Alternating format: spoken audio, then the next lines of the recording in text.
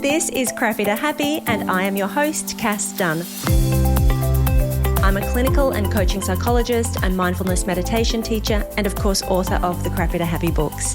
In this show, I bring you conversations with interesting, inspiring, intelligent people who are experts in their field and who have something of value to share that will help you feel less crappy and more happy.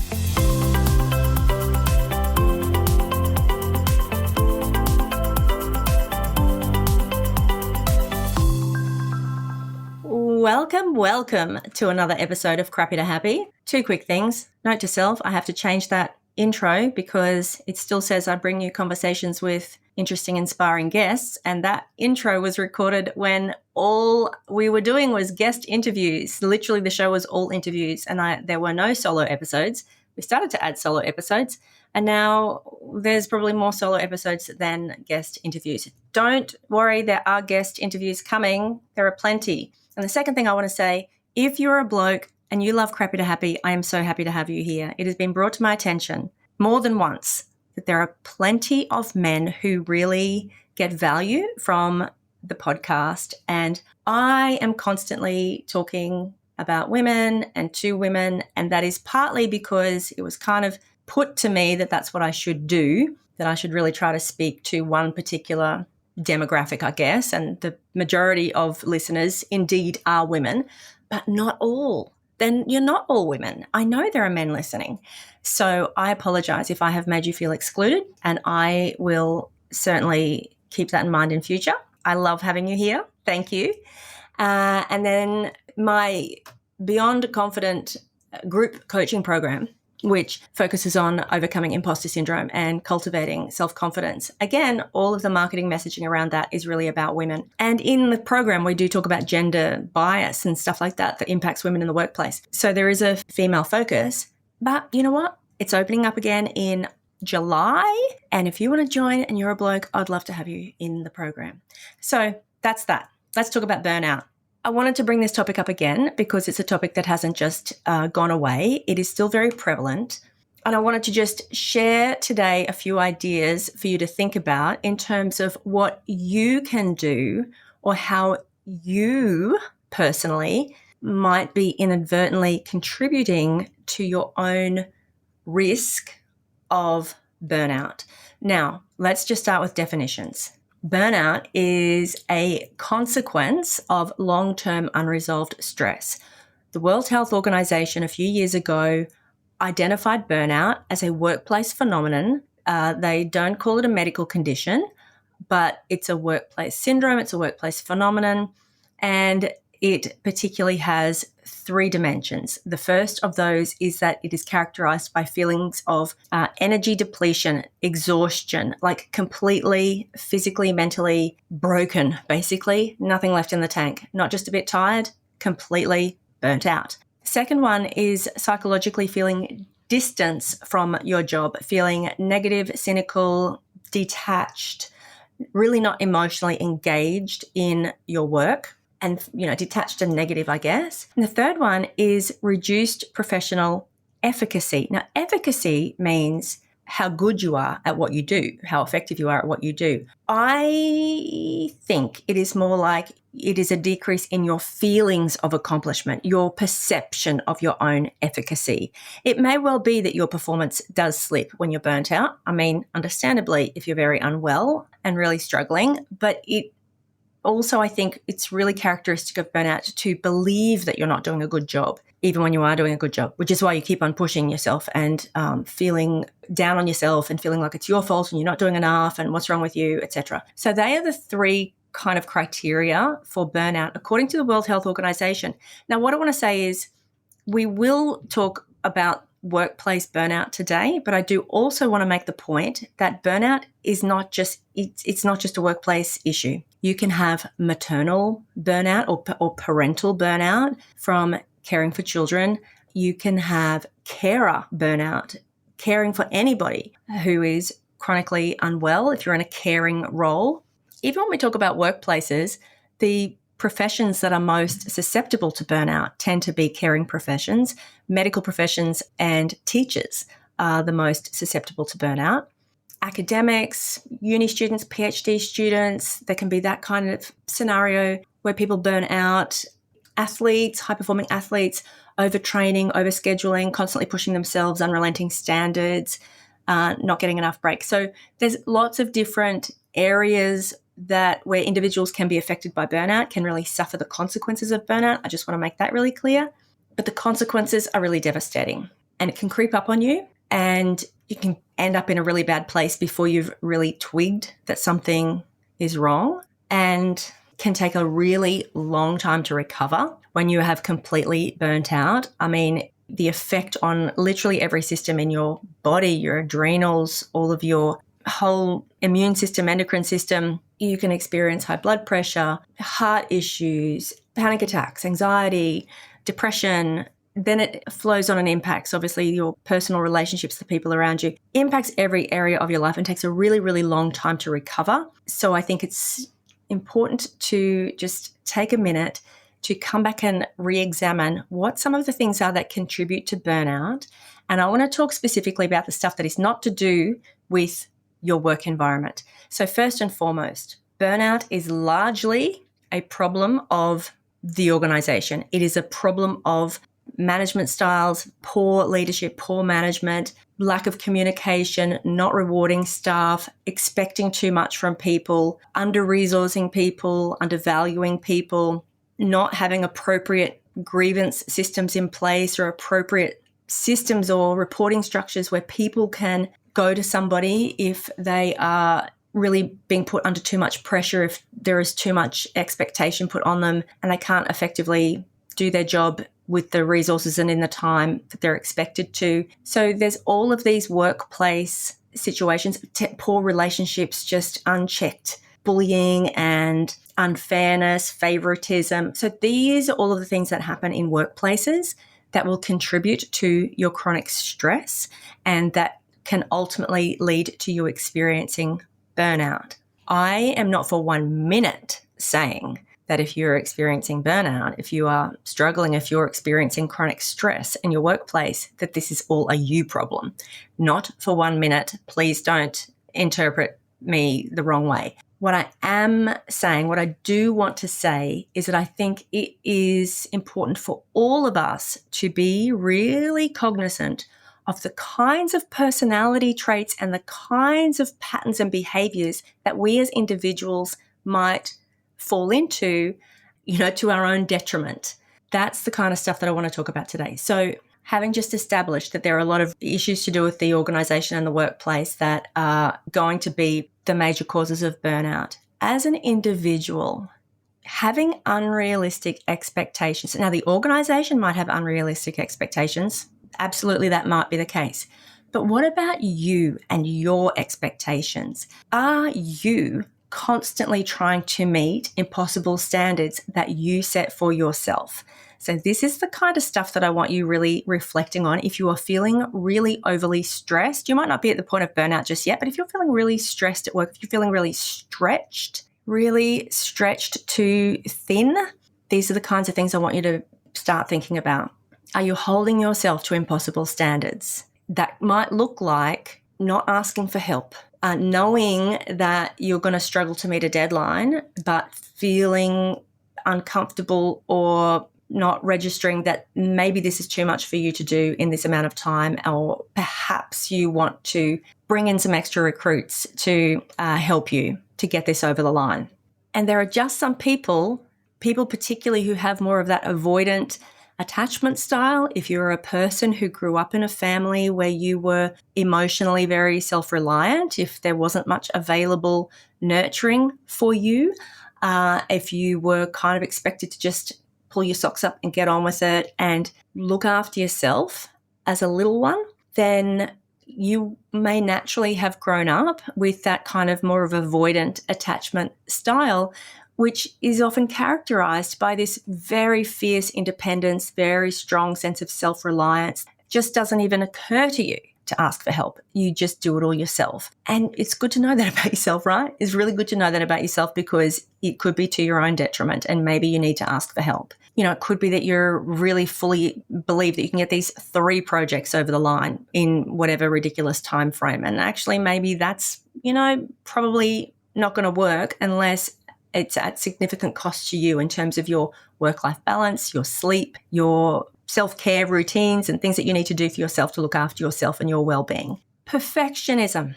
If you're a perfectionist, now perfectionism, don't get me wrong, if you hold yourself to a high standard and you're really got meticulous attention to detail, you're a dot the I's, cross the T's, like I love that. I love that for you. I love that about you. We've got to be considering the impact of overthinking, constantly double checking, constantly rereading, re-going over, making tweaks, making little changes, constantly feeling like something is not quite up to scratch, never resting because there's always more to do. That kind of maladaptive perfectionism is going to take you straight to chronic stress and burnout. Maladaptive, unhealthy perfectionism is exactly what it says it is, unhealthy and unhelpful to you.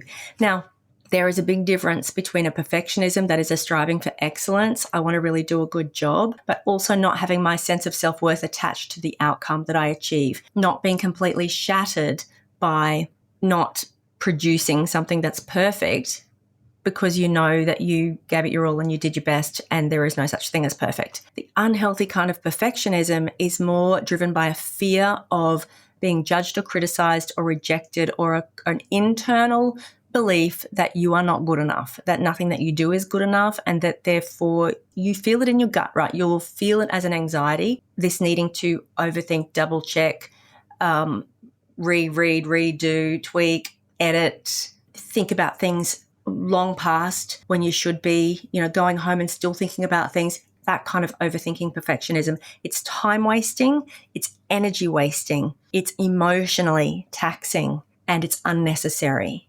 So that might be something to think about if you recognize that in yourself. Being a people pleaser, having poor boundaries, having difficulty saying no.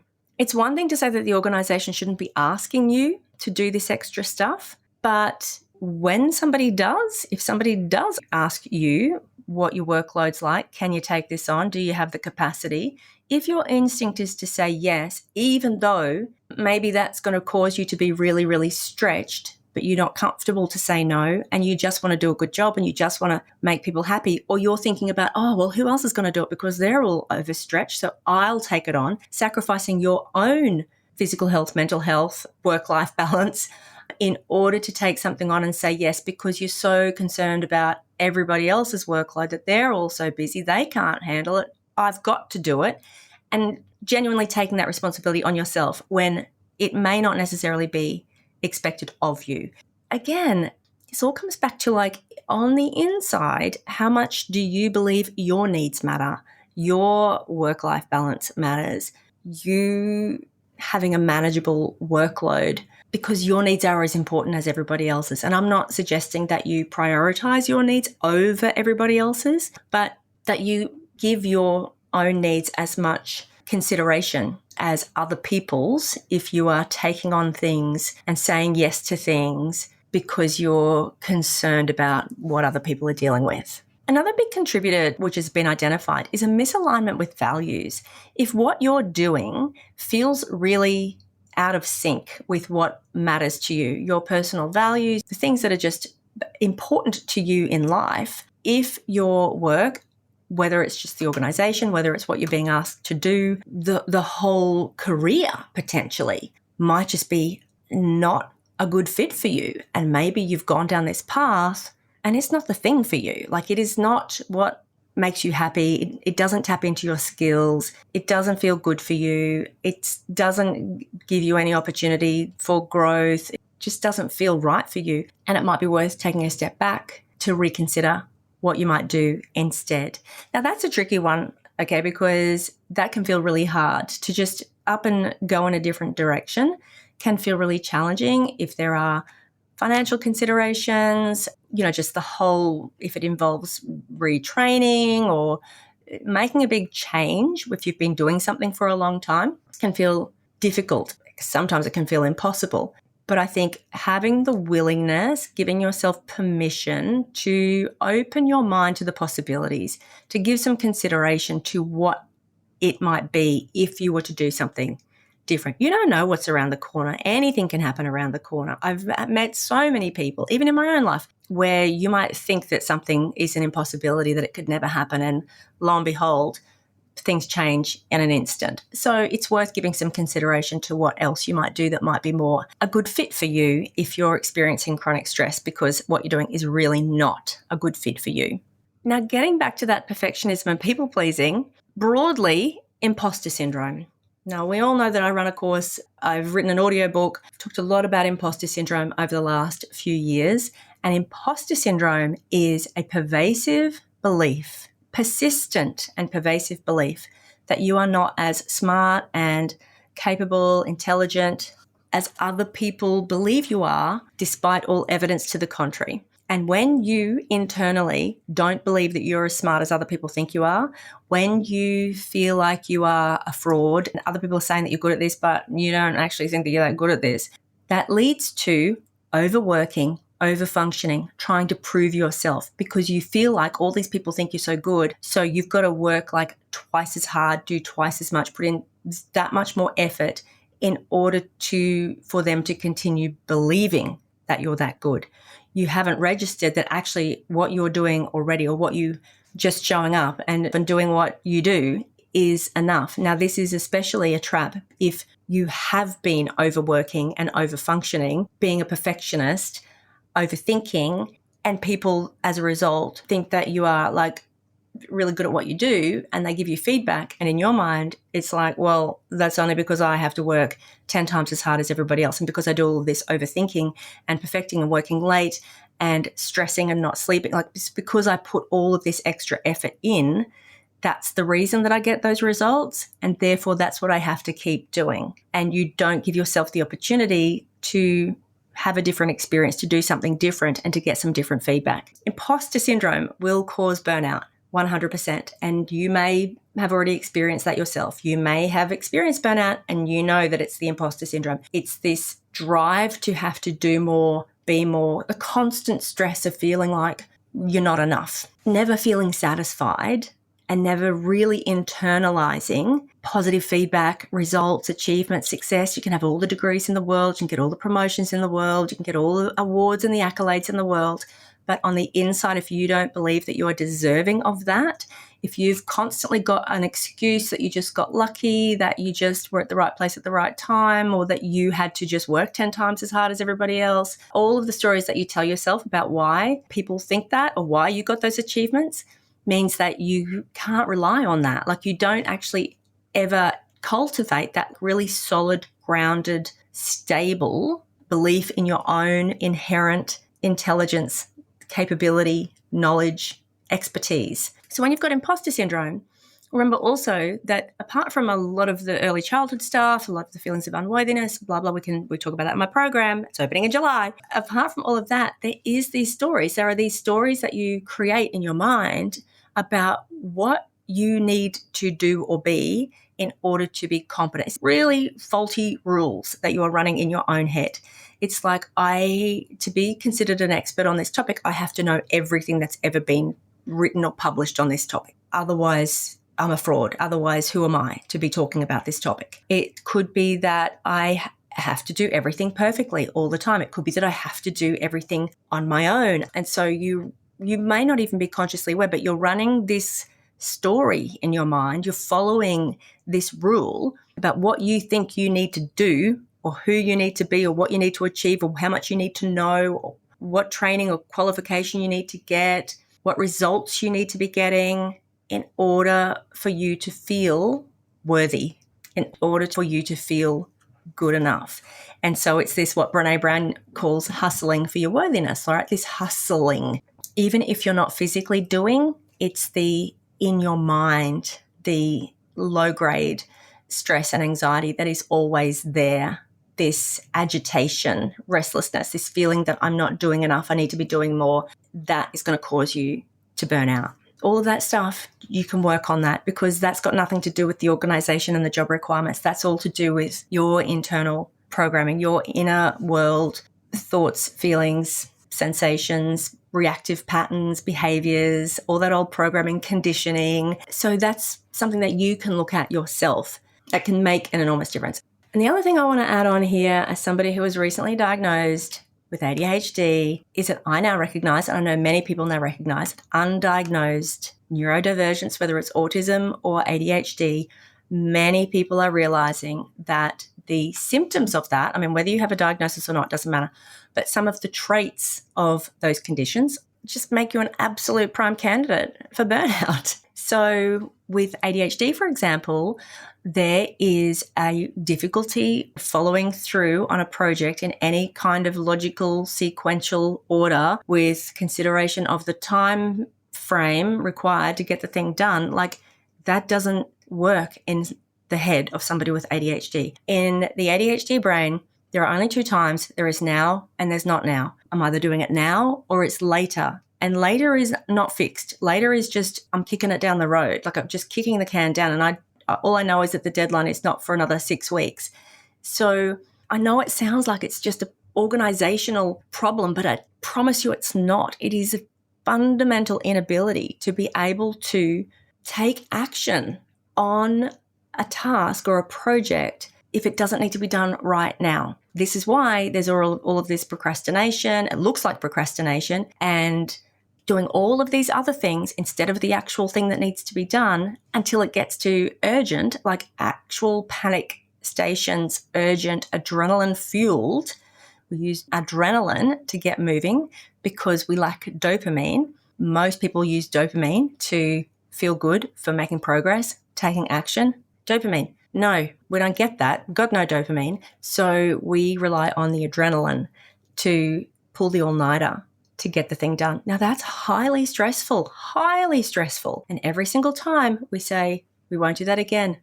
And also, you feel shit because you know how much better a job you could have done had you put more time in, had you planned ahead, used your time well. So there's loads of self-criticism about that. There's loads of shame about that. And there is just the stress of that kind of adrenaline-fueled activity that is flooding your body with cortisol and stress hormones. So the thing about the time blindness, when I say now and not now, it's that now, if it's now, it's not that I have no attention. It's that I have loads of attention, but I've got 16 things in front of me, and there is no ability to prioritize those into what is important and what is urgent and what can wait. If it's in front of me, it gets my attention. So therefore, if something's in front of me, it gets my attention. But as soon as something else is in front of me, then that gets my attention. As soon as something else is in front of me, that gets my attention. So it's this scattered mess of attention on everything all at once. It's not an attention deficit. That is the biggest misconception. There is no deficit of attention in ADHD. There is disorganized attention. There is dysregulated attention. It's too much attention on too many things all at once and not necessarily the important things, and no capacity to put aside the other things and not give them your attention. And when everything needs to be done now, that can also lead to crushing paralysis. Don't know what to start on first, and so therefore I'm just spinning my wheels. And again, all of that comes with the self-talk, self-criticism, self-judgment, just feeling incompetent, unproductive, ineffective, and it's nothing to do with intelligence. It's nothing to do with competence. It's nothing to do with capability. It is all about a executive dysfunction. It's an inability to prioritize and organize and do things sequentially and focus on the thing that needs to be focused on. Now, I don't know enough about autism to be able to talk about it specifically, but I do know that autistic masking, the effort that people have to go to manage themselves in a workplace if they have an autism spectrum disorder, that can also lead to burnout, and burnout rates are actually quite high in people with autism, and particularly undiagnosed autism. So on that, I think that's just, it really helps to understand what those conditions are, how they can affect you. If you think it's you, maybe it's not you, but if you think that could be you, if you think it's worth getting a diagnosis, looking at strategies, whether you want to try medication or not, having an ADHD coach, somebody who really understands how that impacts you, can be super, super beneficial. not just for your ability to be organized and get stuff done, but for your self-worth, like just for your sense of your own self-confidence, your own self-belief, just knowing that about yourself and understanding it's not you, it's not a weakness, it's not a character flaw. It's just that your brain is wired a little bit differently. So I think that's really worth noting. And I tell you what, since being diagnosed myself and having run an imposter syndrome course for the last few years, I will definitely be having to make updates to the course and to the curriculum to make sure that this is really covered as part of it, because I reckon there's a lot of people presenting with imposter syndrome, really struggling with self-confidence, really struggling with burnout, the perfectionism, the pleasing, all of the rest of it, who probably have got an undiagnosed neurodivergence. Now, the other one last thing that I want to say is sometimes it is not that with burnout that you have a massive big workload or you're in a really toxic work environment, really crappy relationships, bad boss, whatever the thing is, that would be maybe what you would consider to be the contributing factors to chronic stress and burnout in the workplace. Sometimes it really just is a long-standing, low-grade stress that can be caused by having the kind of personality or having the kind of conditioning from your childhood that makes it really difficult for you to relax. If you are the kind of person who, even when you're not working, you struggle to rest, that you feel guilty sitting down, taking a break, you always feel like you need to be doing it. Even when you go on a holiday, you still never really relax because you are one of those people that's kind of always hypervigilant, that you're always on, activated nervous system. And that could be to do with early trauma, probably a combination of personality and environment. I don't know your personal story, but if that tends to be your nature, then you are probably a candidate for the kind of chronic stress that leads to burnout. So again, it's really important to know that about yourself, because you might be thinking, what have I got to complain about? Like, I'm not under enormous stress. Like, my job's okay. I'm not working all hours of the night. Like, you might think that you're not a candidate for burnout because you're not in that really high pressure, really toxic environment. Maybe you're not. Maybe it is actually the result of just a long-standing inability to properly rest and take care of yourself. And so you're always on, always overthinking. You've probably got a bit of that perfectionism. You've got a bit of that constant busyness, got a bit of that just the doing all of the things for all of the people. But maybe it really is just that feeling guilty for resting. I think that's a real key. If you feel uncomfortable being still and just giving yourself a break, then that's going to do you in the long term. So I would really encourage you to consider maybe talking to somebody, talking to a coach, talking to a therapist, doing some mindfulness, learning some self-compassion, really, really diving into those tools around slowing down, tuning into your body, and noticing the stories you're telling yourself, having the tools and the skills to be able to unhook from the story and give yourself what you really need, and be willing to give yourself what you need, the rest, the compassion, just give yourself a break, basically. So that's it, guys. This has gone on for longer than I expected, but I really just wanted to touch on some of those personal qualities, those personal traits that may be contributing to you being more likely to suffer from burnout, regardless of whatever's going on in the organization, in the workplace. There's always going to be stuff outside of you that you don't have control over. But I think if you can take care of yourself and take care of, really look at what your own patterns are and where you might be contributing, it may also be that you are making false interpretations about what you can do. You might think this is all a workplace issue, there's nothing that can be done, when in fact you haven't bothered to ask. You haven't gone looking for a solution because of your mindset, because of your predetermined ideas, and you're just believing the stories that you tell yourself that nothing can be done. Just reminded me one other thing, just throw this in at the end. When you experience stress, remember this is really important. When you are experiencing stress, you interpret neutral faces as hostile. When you experience stress, you see the world differently from how the world is. What you hear is different. You are more tuned into low-level kind of rumbling sounds, because back on the savannah, when you were a hunter-gatherer, you had to tune into the sound of potential herds of wild animals coming or warring tribes coming. When you are stressed, you go into hypervigilance, hyperalertness. You are looking for signs of rejection. If you've got an anxious attachment, you're going to be hypersensitive to any perceived criticism or judgment and negativity or rejection. Like I said, so we talked about avoidant personalities, not asking for help. Anxious attachment, these are the people who are hyper alert to criticism and judgment and negativity, even if it doesn't exist. That is going to cause you to be stressed. That is going to contribute to your burnout. Anyway, what I was talking about was if you're in a situation where you have been feeling stressed, it's really important for you to know, I need you to hear this. It's really important for you to understand that you are not seeing the world the way it is.